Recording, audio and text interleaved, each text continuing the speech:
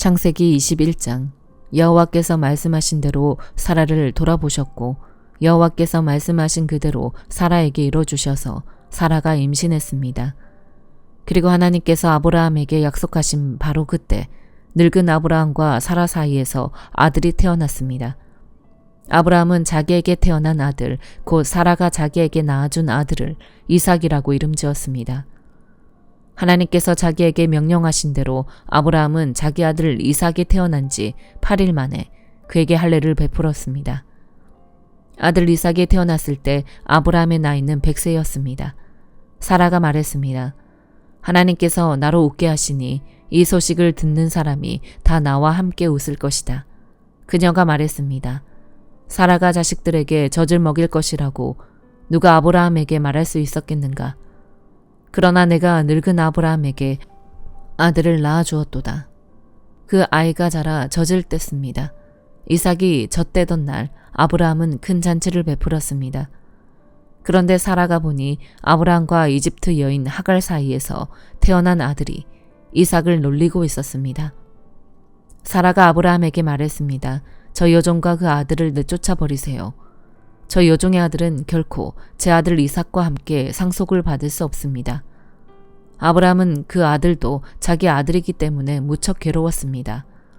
하나님께서 아브라함에게 말씀하셨습니다. 그 아이와 네 여종에 대해 괴로워하지 마라. 사라가 너에게 뭐라고 하든 그 말을 들어라. 이삭을 통해 난 사람이라야 네 자손이라고 불릴 것이다. 그러나 내가 너희 여종의 아들도 한 나라를 이루게 하겠다. 그 또한 네 자손이기 때문이다.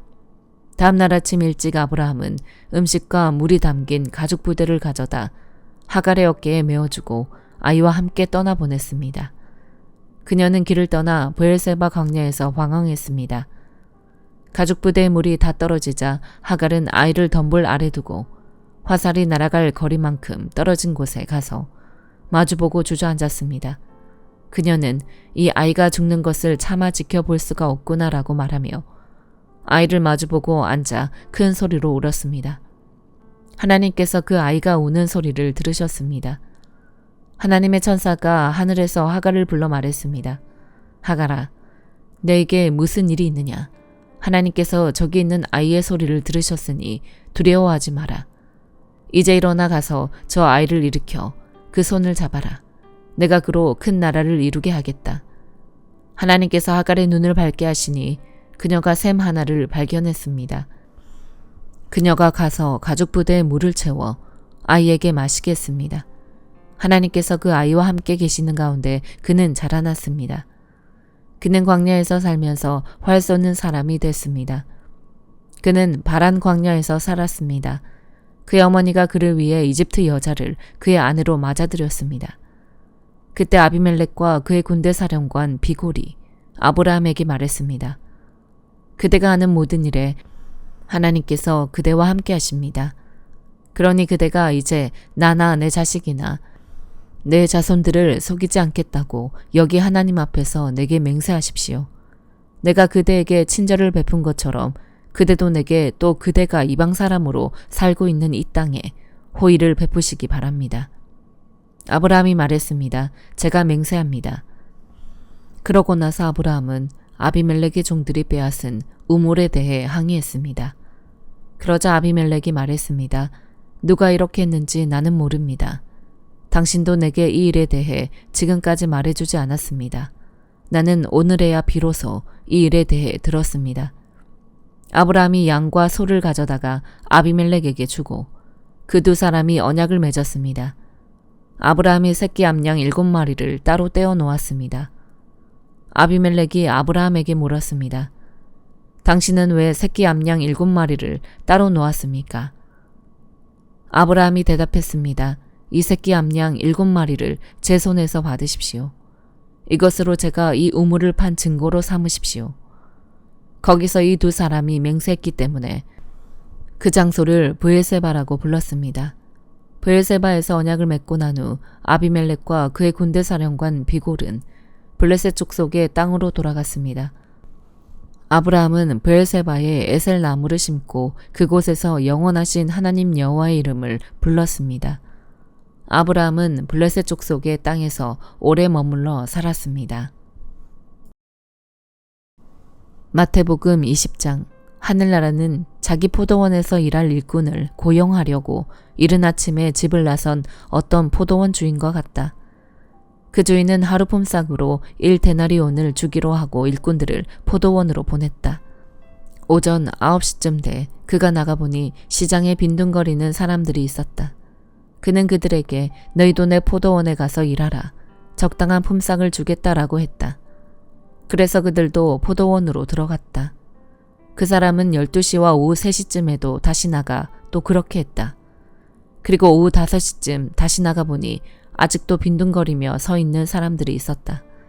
그는 왜 하루 종일 하는 일 없이 여기서 빈둥거리고 있느냐 하고 물었다. 그들은 아무도 일자리를 주지 않습니다 라고 대답했다. 주인이 그들에게 말했다. 너희도 내 포도원에 와서 일하라. 날이 저물자 포도원 주인이 관리인에게 말했다. 일꾼들을 불러 품삯을 지불하여라. 맨 나중에 고용된 사람부터 시작해서 맨 처음 고용된 사람까지 그 순서대로 주어라. 오후 5시에 고용된 일꾼들이 와서 각각 1데나리온씩 받았다.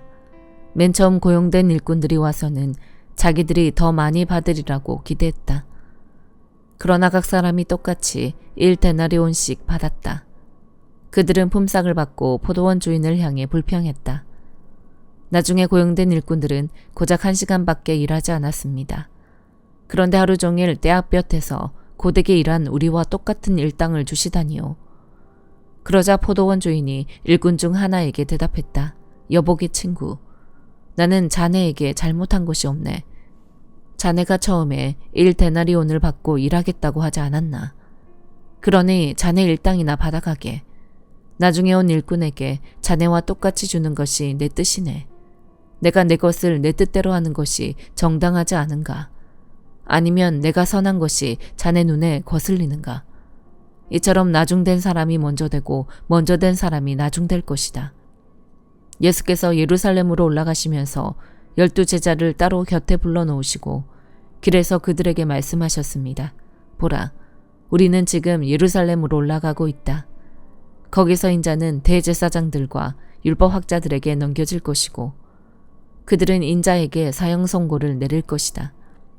그리고 그들이 인자를 이방 사람들에게 넘겨주면 그들은 인자를 조롱하고 채찍으로 때리고 십자가에 못 박을 것이다. 그러나 인자는 3일째 되는 날에 다시 살아날 것이다. 그때 세베대의 아들들의 어머니가 자기 아들들과 함께 예수께 다가와 무릎을 꿇으며 간청했습니다. 예수께서 물으셨습니다. 무엇을 원하느냐? 그 여인이 대답했습니다. 주의 나라에서 제 2 아들 중 하나는 주의 오른편에 다른 하나는 왼편에 앉게 해주십시오. 예수께서 그들에게 대답하셨습니다. 너희가 지금 무엇을 구하고 있는지 모르는구나. 내가 이제 마시려는 잔을 너희가 마실 수 있겠느냐? 그들이 대답했습니다. 할 수 있습니다. 예수께서 그들에게 말씀하셨습니다. 너희가 분명히 내 잔을 마시게 될 것이다. 그러나 내 오른편이나 왼편에 앉는 것은 내가 정해주는 것이 아니다. 그 자리는 내 아버지께서 정하신 사람들에게 돌아갈 것이다. 이 말을 들은 다른 10명의 제자들은 이 2 형제에게 분개했습니다. 예수께서 제자들을 함께 불러놓고 말씀하셨습니다. 너희도 알듯이 이방 통치자들은 자기 백성들 위에 군림하고 그 고관들도 권력을 행사한다. 너희는 그렇게 해서는 안 된다. 오히려 누구든지 너희 중에서 큰 사람이 되려는 사람은 너희를 섬기는 사람이 되어야 하고 누구든지 첫째가 되려는 사람은 너희의 종이 되어야 한다. 인자 역시 섬김을 받으러 온 것이 아니라 섬기러 왔고 많은 사람을 위해 자기 목숨을 대속물로 주려고 온 것이다. 그들이 여리고를 떠날 때에 큰 무리가 예수를 따랐습니다. 눈먼 사람 2명이 길가에 앉아 있다가 예수께서 지나가신다는 말을 듣고 소리를 질렀습니다. 다윗의 자손이신 주님, 저희를 불쌍히 여겨주십시오. 사람들이 그들을 꾸짖으며 조용히 하라고 했습니다. 하지만 그들은 더 큰 소리를 질렀습니다. 다윗의 자손이신 주님, 우리를 불쌍히 여겨주십시오. 예수께서 걸음을 멈추고 그들을 불러 물으셨습니다. 내가 너희에게 무엇을 해주기 원하느냐? 그들이 대답했습니다. 주님, 우리 눈을 뜨게 해주십시오. 예수께서 그들을 불쌍히 여기시고 그들의 눈에 손을 대셨습니다. 그러자 그들이 곧 다시 보게 됐습니다. 그리고 그들은 예수를 따랐습니다. 느헤미야 10장. 서명한 사람들은 이러합니다. 하가랴의 아들인 총독 느헤미야와 시드기야, 스라야, 아사랴, 예레미야, 바스울, 아마랴, 말기야, 핫두스, 스바냐, 말룩, 하림, 무레못, 오바댜, 다니엘, 긴느돈, 바룩, 무슬람, 아비야, 미암민, 마시아, 빌게, 스마야로 이들은 모두 제사장이었습니다. 또 레위 사람들로는 아사냐의 아들 예수와 헤나닷의 자손인 빈누이, 감미엘, 그리고 이들의 형제인 스바냐, 호디야, 그리다, 블라야, 하난, 미가, 르홉, 하사비야, 삭굴, 세레비야, 스바냐, 호디야, 바니, 브니누가 있었습니다. 백성의 지도자들로는 바로스, 바암모압, 엘람, 사뚜, 바니, 분니, 아스갓, 베베, 아도니아, 비그웨, 아딘, 아델, 스기야, 아술, 호디야, 하숨, 베세, 하립, 아나돗, 노베, 막비아스, 무슬람, 헤실, 무세사벨, 사독, 야뚜아, 블라디아, 하난, 아나야, 호세야, 하나냐, 하습, 할레스, 빌하, 소백, 르흠, 하삼나, 마아세야, 아이야, 하난, 아난, 말룩, 하림, 바나입니다. 이 밖에 그 나머지 백성들, 곧 제사장들, 레위 사람들, 성전 문지기들, 노래하는 사람들, 느디님 사람들, 또 하나님의 율법을 위해 다른 민족들과 스스로 구별한 모든 사람들과 그 아내들과 그 아들, 딸들, 지각과 통찰력이 있는 사람들 모두가 그 형제 귀족들과 마음을 같이해 하나님의 종 모세를 통해 주신 하나님의 율법을 따르고 우리 주 여호와의 모든 계명과 규례와 율례를 잘 지키기로 맹세했으며 그것을 어기면 저주를 달게 받겠다고 맹세했습니다. 그들은 또한 맹세하기를 우리 딸을 그 땅의 민족에게 시집 보내거나 우리 아들들을 그들의 딸과 결혼시키지 않겠다라고 했습니다. 또 다른 민족이 안식일에 물건이나 곡식을 팔러 오더라도 안식일과 거룩한 날에는 우리가 사지 않을 것이며 또 7년마다 땅을 쉬게 하고 모든 빚을 탕감하겠다고 했습니다. 우리는 또 우리 하나님의 집을 섬기기 위해 해마다 의무적으로 3분의 1 세겔을 바치는 것을 규례화해서 진설병과 정기적으로 드리는 곡식 제사와 번제, 안식일과 초하루와 정해진 명절에 드리는 제물과 거룩한 물건들과 이스라엘을 위한 속죄제와 우리 하나님의 집에 모든 일을 하는데 쓰기로 했습니다. 우리 제사장들과 레위 사람들과 백성들은 제단에 땔감 드리는 일에 제비를 뽑아 각 종족에 따라 해마다 정해진 시간에 우리 하나님의 집에 나무를 가져와 율법에 기록된 대로 우리 하나님 여호와의 제단 위에서 태우게 했고 또 해마다 우리 땅의 첫 수확물과 모든 과일나무의 첫 열매를 여호와의 집에 가져오게 했으며 율법에 기록된 대로 우리 장자들과 우리 가축의 처음 난 것, 곧 우리 양떼와 우리 소떼의 처음 난 것들을 우리 하나님의 집에 가져와 우리 하나님의 집을 섬기는 제사장들에게 주기로 했습니다. 또한 우리는 우리가 드릴 예물로 우리 밀의 첫 수확물과 모든 종류의 나무 열매와 새 포도주와 기름의 첫 수확물을 제사장들에게 가져와 우리 하나님의 집 방에 드리고 우리 땅에서 난 것의 11조를 레위 사람들에게 가져오기로 했습니다. 레위 사람들은 우리가 일하는 모든 성들에서 11조를 받아야 할 사람들이기 때문입니다. 레위 사람들이 11조를 받을 때는 아론의 자손인 제사장이 레위 사람들과 함께 있어야 하고 레위 사람들은 받은 11조의 11조를 우리 하나님의 집에 있는 방들, 곧 창고에 두기로 했습니다. 이스라엘 백성들과 레위 사람들은 자기가 드린 곡물과 새 포도주와 기름을 거룩한 물건이 보관돼 있는 방, 곧 성전을 섬기는 제사장들과 성전 문지기들과 노래하는 사람들이 있는 방으로 가져오도록 했습니다. 이렇게 해 우리가 우리 하나님의 집을 소홀히 하지 않을 것을 다짐했습니다. 사도행전 20장. 소동이 끝나자 바울은 제자들을 불러 격려한 뒤 작별하고 마케도니아 지방으로 떠났습니다. 그는 그 지방을 두루다니면서 사람들에게 많은 격려의 말을 해주었고 마침내 그리스에 도착해 그곳에서 3달 동안 머물렀습니다. 그는 거기서 배를 타고 시리아로 가려고 했는데 유대 사람들이 그를 해치려는 음모를 꾸미자 마케도니아를 거쳐 시리아로 돌아가기로 결심했습니다. 바울과 동행한 사람은 베레아 사람 브로의 아들 소바더, 데살로니가 사람 아리스다고와 세군도, 더베 사람 가이오, 디모데, 아시아 사람인 두기고와 드로비모였습니다. 이 사람들은 먼저 드로아에 가서 우리를 기다리고 있었습니다. 그러나 우리는 무교절 후 빌립보에서 배를 타고 떠나 5일이 지나서야 드로아에서 다른 일행과 합류하게 됐습니다. 그곳에서 우리는 7일을 지냈습니다. 안식 후 첫날에 우리는 빵을 떼기 위해 모였습니다. 바울이 사람들에게 말씀을 전했는데 그는 다음날 떠날 예정이었기 때문에 강론은 한밤중까지 계속됐습니다. 우리가 모여있는 다락방에는 등불이 많이 켜져 있었습니다. 유두고라는 청년이 창가에 앉아 있다가 바울이 쉬지 않고 이야기하는 바람에 깊이 잠이 들었습니다. 골아떨어진 그는 그만 3층에서 떨어지고 말았습니다. 일으켜보니 그는 이미 죽어 있었습니다. 바울이 뛰어내려가 유두고 위에 엎드려 그를 껴안고 말했습니다. 소란 피우지 마시오. 그에게 목숨이 있어. 그러더니 바울은 다시 위층으로 올라가 빵을 떼어 먹은 후 날이 셀 때까지 오랫동안 강론을 하고서 떠났습니다. 사람들은 살아난 청년을 집으로 데려가 많은 위로를 받았습니다. 우리는 먼저 출발해 배를 타고 아소로 가서 그곳에서 바울을 태울 예정이었습니다. 그가 거기까지 걸어가기로 했기 때문에 미리 약속해 둔 것입니다. 우리는 아소에서 바울을 만나 그를 태우고 미둘레네로 갔습니다. 그 이튿날에는 그곳에서 배를 저어 기호 맞은편에 이르렀고 그 다음날 3월을 지나 그 이튿날에는 밀레도에 도착했습니다. 바울은 아시아 지방에서 지체하지 않으려고 에베소를 지나쳐 가기로 했습니다. 그는 가능하면 오순절에 맞춰 예루살렘에 도착하려고 서둘렀던 것입니다.